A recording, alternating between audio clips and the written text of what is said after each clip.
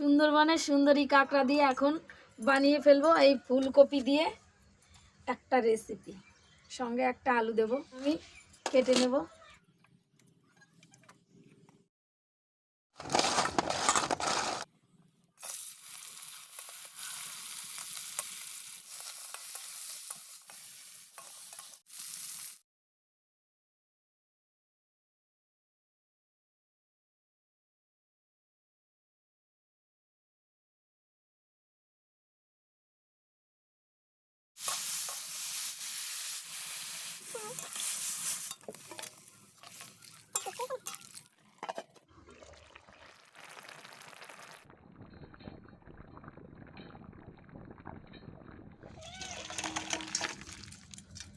সুন্দরবনের সুন্দর কাঁকড়া দিয়ে করে ফেললাম ফুলকপি আলুর ঝোল।